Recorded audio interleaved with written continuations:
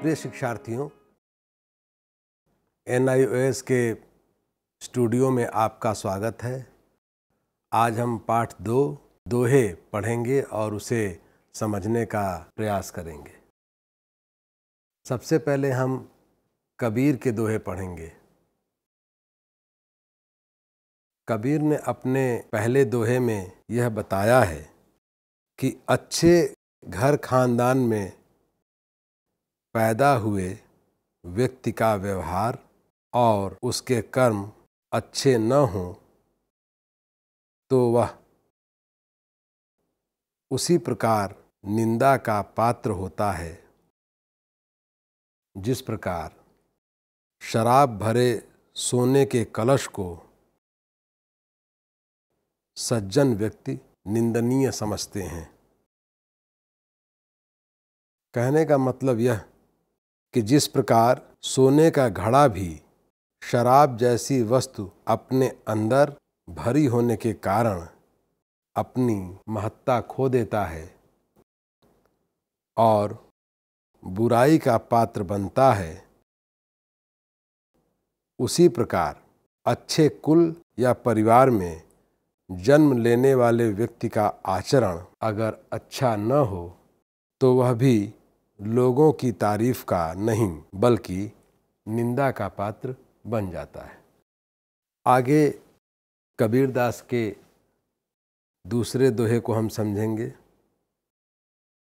हम अपनी प्रशंसा करने वालों को तो अपने साथ रखना चाहते हैं,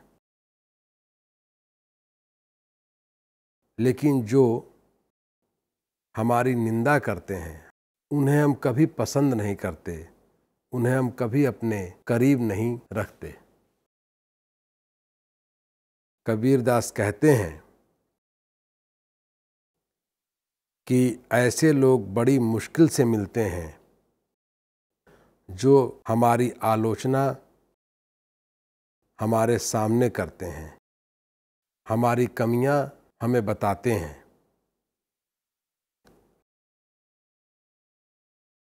ऐसे लोगों से हम अक्सर मिलने से कतराते हैं, उन्हें पसंद नहीं करते। कवि ने ऐसे आलोचकों से बचने की नहीं बल्कि उनको अपने नज़दीक रखने की जरूरत पर बल दिया है। वे कहते हैं कि निंदक को आंगन में कुटी बनवाकर अपने पास ही रखना चाहिए। निंदा से हमें अपनी कमियों का पता चलता है और हमें उन्हें दूर कर लेते हैं। इस प्रकार हम एक अच्छे मनुष्य बन पाते हैं। अपने अगले दोहे में उन्होंने शिष्य और गुरु के संबंध को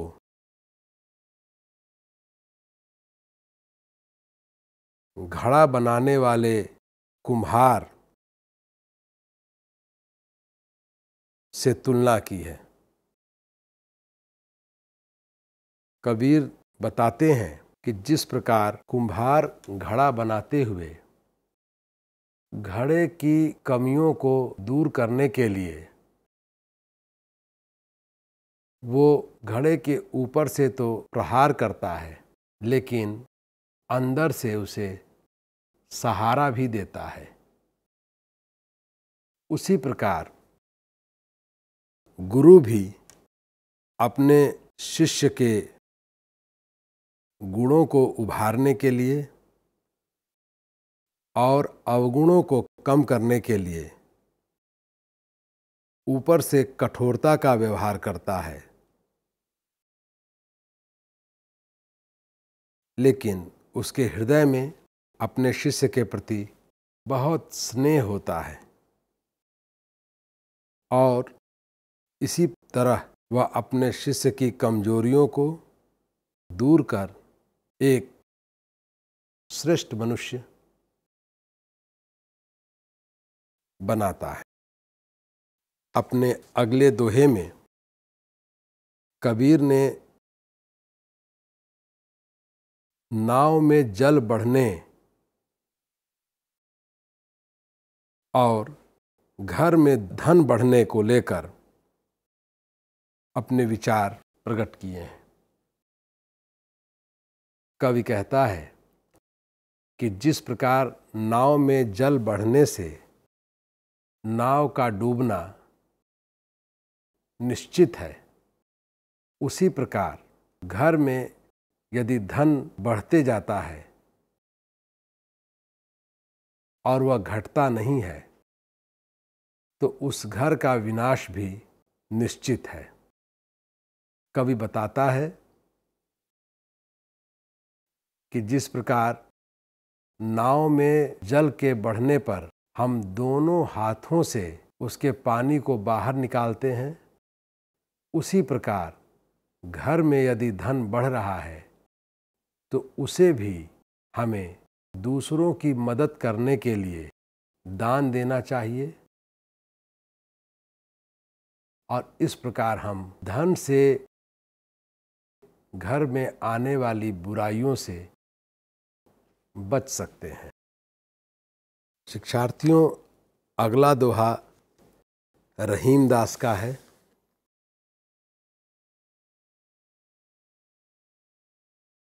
इस दोहे में कोयल और मेढक के माध्यम से अपनी बात को समझाने का प्रयास किया है। कवि बताता है कि वर्षा का मौसम आने पर मेढक अपनी टर्र टर्र की आवाज़ से पूरे वातावरण को भर देते हैं। उस समय कोयल चुप हो जाती है। कोयल को लगता है कि इस आवाज़ में मेरी आवाज़ दब जाएगी। उसी प्रकार जब अज्ञानी और मूर्ख व्यक्ति बढ़ चढ़कर बोलने लगें, चीखने चिल्लाने लगें, उस समय ज्ञानी और विद्वान व्यक्ति को चुप हो जाना चाहिए। लेकिन ज्ञानी और बुद्धिमान व्यक्ति को हमेशा चुप नहीं रहना चाहिए। जब परिस्थिति उसके अनुकूल हो तो उसे अपनी बात अवश्य कहनी चाहिए। कोयल और मेढक के माध्यम से कवि ने विद्वान और मूर्ख व्यक्ति की उपमा दी है। अगले दोहे में कवि ने बताया है कि 7 चीज़ें ऐसी होती हैं जिसे हम छिपा नहीं सकते, जैसे खैर अर्थात पान में खाया जाने वाला कत्था, खून, खांसी, खुशी, दुश्मनी, प्रेम और नशीली चीज़ें। ये 7 चीज़ें ऐसी होती हैं जिसे रहीम दास कहते हैं कि दबाए नहीं दबती, समय आने पर ये प्रकट हो जाती हैं।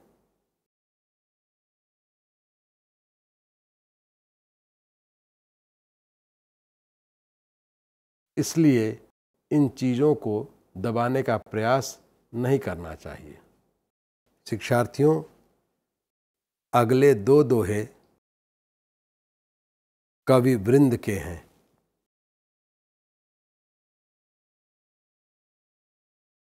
अपने पहले दोहे में कवि बताता है कि अभ्यास करते रहने से मूर्ख व्यक्ति भी विद्वान हो सकता है। अभ्यास के महत्व को यहाँ पर बताया गया है और एक उदाहरण द्वारा इसे समझाया गया है कि जिस प्रकार रस्सी के रगड़ से पत्थर पर भी निशान पड़ जाते हैं, उसी प्रकार निरंतर अभ्यास करने से मनुष्य की कार्यक्षमता बढ़ जाती है, उसका ज्ञान बढ़ जाता है, वह बुद्धिमान हो जाता है। इसलिए हमें हमेशा अभ्यास करते रहना चाहिए। अपने अगले दोहे में कवि ने आँखों की तुलना आरसी अर्थात दर्पण से किया है। जिस प्रकार दर्पण अच्छी बुरी हर चीज़ को हमारे सामने प्रकट कर देता है,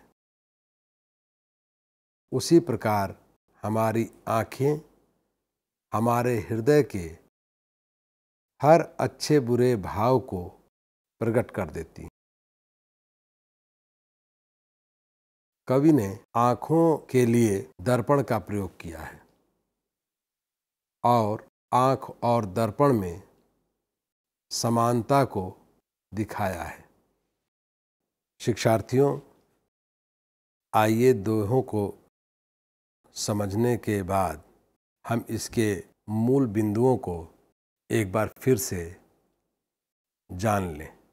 पहला बिंदु है मनुष्य की पहचान उसके कुल, वर्ण और जाति से नहीं, बल्कि उसके कर्म और व्यवहार से होती है। हमें अपनी आलोचना से घबराना नहीं चाहिए, बल्कि अपनी कमियों को दूर करने की कोशिश करनी चाहिए। हमें ज्ञान के साथ साथ अपने चरित्र को भी श्रेष्ठ बनाना चाहिए। धन आवश्यकता के अनुसार ही अच्छा होता है। अधिक धन होने से बुराई पैदा होती है। ज्ञान की बातें करना वहीं अच्छा होता है जहां उसको सुनने समझने वाले हों। प्रेम और शत्रुता के भाव छिपाए नहीं जा सकते। निरंतर अभ्यास से मनुष्य की बुद्धि का विकास होता है और वह ज्ञानी बन जाता है। अंतिम बिंदु है आँखों से मनुष्य के मन के भावों का पता चल जाता है।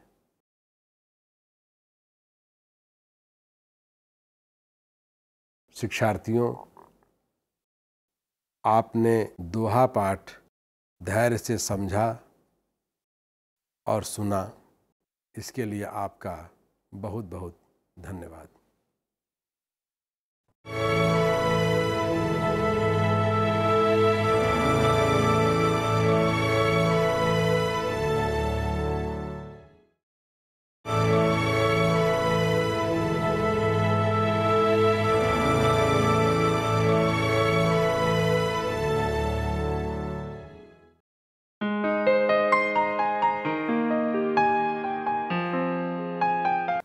प्रिय शिक्षार्थियों, NIOS के स्टूडियो में आपका स्वागत है।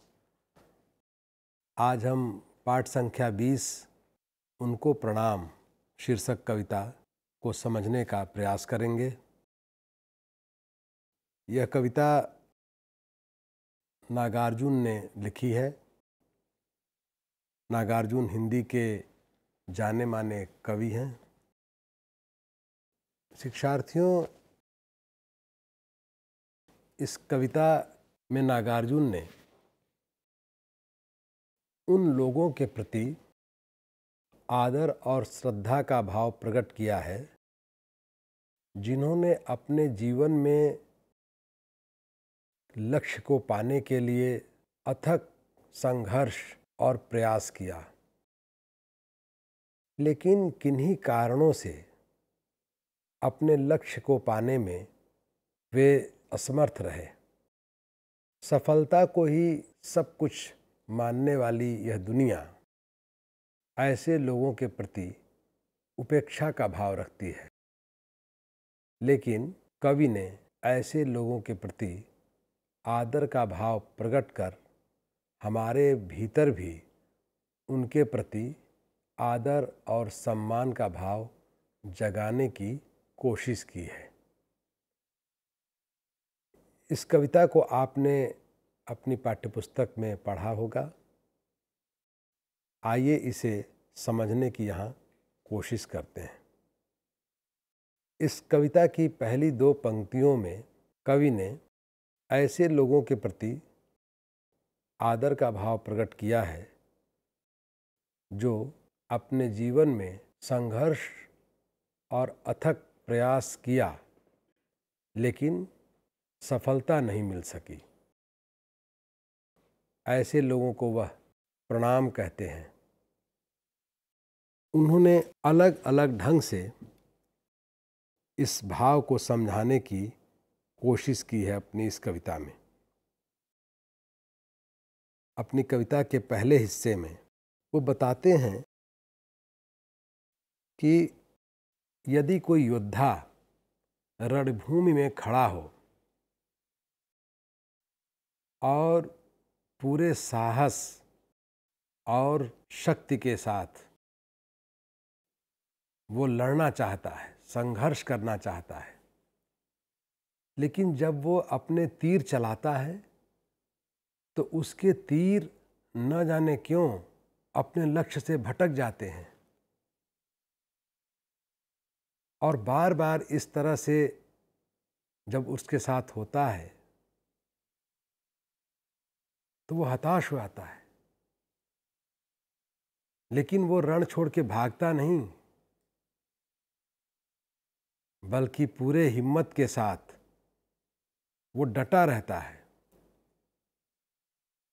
उस योद्धा के बारे में जो रणभूमि में लड़ रहा है और जिसके तीर खत्म हो चुके हैं, अब उसके तरकश में अब तीर नहीं है, तो उसके मन की स्थिति क्या होगी इसकी कल्पना आप कर सकते हैं। ऐसे योद्धा के प्रति क्या हमें आदर और सम्मान का भाव नहीं रखना चाहिए? बिल्कुल रखना चाहिए, क्योंकि वह भले ही युद्ध में विजयी न हो, लेकिन उसने पूरे साहस और वीरता के साथ उसने युद्ध किया और डटा रहा। इसी प्रकार कवि ने कविता के अगले हिस्से में ऐसे नाविक के प्रति आदर और श्रद्धा का भाव प्रकट किया है जो समुद्र में छोटी सी नौका लेकर उसे पार करने के लिए उतरे, लेकिन सीमित संसाधनों के कारण, अभाव के कारण वो अपने लक्ष्य को प्राप्त नहीं कर पाए और उनकी वह छोटी नौका उस समुद्र में कहीं डूब गई। तो क्या ऐसे नाविक के प्रति हमारे मन में आदर और श्रद्धा का भाव नहीं होना चाहिए? बिल्कुल होना चाहिए, इसलिए कि सीमित संसाधन के साथ ही उस नाविक ने समुद्र को पार करने का जो हौसला दिखाया, जो वीरता दिखाई, ये महत्वपूर्ण है। महत्वपूर्ण ये नहीं कि वह सफल नहीं हुआ। सफलता और असफलता का मूल्य अधिक नहीं होता, मूल्य होता है संघर्ष का, जीवन में वीरता का, साहस का, धैर्य का। इसी प्रकार कवि ने कविता के अगले हिस्से में उन लोगों के प्रति आदर का भाव प्रकट किया है जो हिमालय की ऊंचाई चढ़ने का प्रयास किए, ऊंचे से ऊंचे शिखर पर चढ़ने का लक्ष्य उन्होंने रखा, लेकिन वो अपने लक्ष्य को प्राप्त नहीं कर पाए और या तो बीच रास्ते से वापस उतर आए या बर्फ में ही कहीं दब के उन्होंने अपने जीवन का अंत कर लिया। लेकिन इससे उनका यह प्रयास कम महत्वपूर्ण नहीं हो जाता। उन्होंने साहस और पूरे हौसले के साथ, वीरता के साथ शिखर पर चढ़ने का प्रयास किया। यह प्रयास ही आदरणीय है। उनका यह हौसला ही हमारे लिए प्रेरणा देने वाला और हमारे अंदर उनके प्रति आदर पैदा करने वाला है। कविता के अगले हिस्से में कवि ने ऐसे स्वाधीनता सेनानियों की बात की है जो आज़ादी की लड़ाई में अपने प्राणों को न्यौछावर कर दिया, लेकिन उनका नाम हम इतिहास के पन्नों पर आज नहीं देखते हैं। ऐसे बहुत से स्वाधीनता सेनानी थे जिन्होंने आज़ादी की लड़ाई लड़ी और उनका नाम भी इतिहास के पन्नों पर हम नहीं पढ़ते हैं, लेकिन इससे उन स्वाधीनता सेनानियों का महत्व कम नहीं होता जिन्होंने देश की आज़ादी के लिए लड़ते हुए अपने प्राण गंवा दिए और जिन्हें हम आज भूल गए हैं। जिन स्वाधीनता संघर्ष के सेनानियों को आज हम भूल गए हैं, उनका महत्व और उनका संघर्ष कम नहीं हो जाता। ऐसे स्वाधीनता सेनानियों के प्रति भी कवि ने आदर और श्रद्धा का भाव व्यक्त किया है। इसी प्रकार उन्होंने उन साहसी व्यक्तियों के बारे में भी अपनी कविता में आदर का भाव प्रकट किया है जिनमें बहुत अधिक साहस था और जो दृढ़ व्रत करने वाले थे, संकल्प करने वाले थे और जो उदाहरण की तरह हमारे सामने आज भी हैं, जो धुन के पक्के थे, जो कठिन से कठिन परिस्थिति में भी साहस के साथ जीने वाले लोग थे। ऐसे लोगों को जेल में डाल दिया गया, उनके हाथों में हथकड़ी लगा दी गई और उनके जीवन का इस तरह अंत कर दिया गया। लेकिन इससे उनके साहस और उनकी वीरता को हम कम करके नहीं देख सकते। उनके प्रति भी कवि ने आदर का भाव प्रकट किया है। कवि ने इस कविता के अंतिम हिस्से में बताया है कि कुछ ऐसे लोग थे देश और समाज के लिए जिन्होंने अतुलनीय कार्य किए, देश और समाज की बहुत सेवा की, लेकिन अपने इस सेवा का उन्होंने कभी भी विज्ञापन नहीं किया। वे अपने सेवाओं के प्रचार प्रसार को कभी नहीं प्रकाशित किया, लोगों को सामने कभी नहीं प्रस्तुत किया, बल्कि वे नींव की ईंट की तरह नीचे कहीं दबे रहे। उन्हें लोगों ने कभी देखा नहीं। लेकिन उनकी सेवाएं बहुत महत्वपूर्ण थी। ऐसे लोग प्रतिकूल परिस्थितियों में पड़कर जो उनकी मनोकामनाएं थीं वो मर गईं, नष्ट हो गईं। ऐसे लोगों के प्रति भी कवि ने सम्मान, आदर और श्रद्धा का भाव प्रकट किया है। तो शिक्षार्थियों, इस छोटी सी कविता जिसका शीर्षक है उनको प्रणाम, तो कवि ऐसे लोगों को प्रणाम कहता है। प्रणाम कहते हुए आदर का भाव प्रकट करता है, जो जीवन में साहस और वीरता के साथ लक्ष्य को पाने के लिए अथक प्रयास तो किए, लेकिन सीमित संसाधनों और अभाव के कारण वो अपने लक्ष्य को पाने में असमर्थ रहे। ऐसे लोगों के प्रति आदर का भाव प्रकट करके कवि ने हमारे भीतर भी ऐसे लोगों के प्रति सम्मान और श्रद्धा का भाव जगाने का प्रयास इस कविता के माध्यम से किया है। शिक्षार्थियों, आइए अब हम इस कविता में ये जानने का प्रयास करें कि इस कविता की कौन सी मूल बातें हैं जिन्हें हम हमेशा याद रख सकते हैं और इस कविता को और ठोस ढंग से समझने में जो बातें हमारी मदद कर सकती हैं।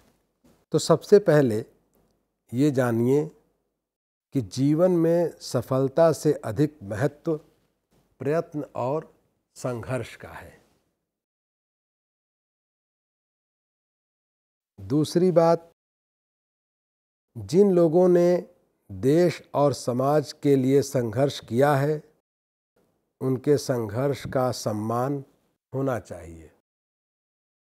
हमें ये भी जानना चाहिए कि हमारी उपलब्धियों के पीछे असंख्य अनाम लोगों का योगदान है। उनका जीवन भले ही सफल न कहा जाए पर सार्थक जरूर कहा जाएगा,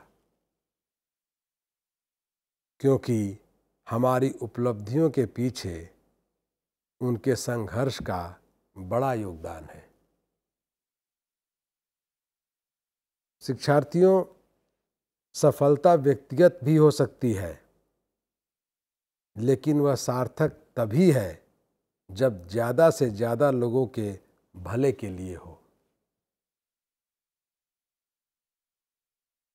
शिक्षार्थियों, आपने उनको प्रणाम कविता को धैर्य से सुना और समझने का प्रयास किया, इसके लिए आपका बहुत बहुत धन्यवाद।